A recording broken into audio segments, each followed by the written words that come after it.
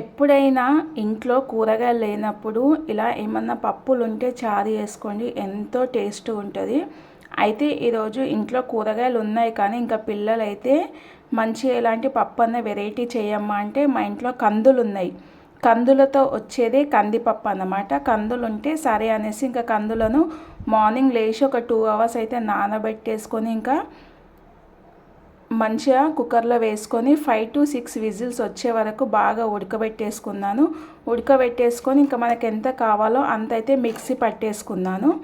ఇంకా పచ్చిమిర్చి, టమాటా, ఆనియను, అలాగే కొద్దిగంత చింతపండు కూడా వేసి మిక్సీ పట్టేసుకొని ఇంకా పోపు వేసుకొని వాటర్ పోసుకొని ఉప్పు, పసుపు, కారం, అల్లం వెల్లుల్లి పేస్టు, కరివేపాకు, పోపు దినుసులు వేసుకొని ఇలా చేసుకున్నాను. జొన్న రొట్టెలైనా వేడివేడి అన్నంలో అయినా వేసుకొని తింటే టేస్ట్ అయితే చాలా బాగుంటుంది. మరి నా వీడియో కనుక నచ్చితే ప్లీజ్ లైక్ చేయండి, సబ్స్క్రైబ్ చేయండి, కామెంట్ చేయండి. ఇంకో వీడియోతో మీ ముందుకు వచ్చేసాను. ఈరోజు మీ ఇంట్లో ఏంటిదో కామెంట్ చేయడం మర్చిపోకండి.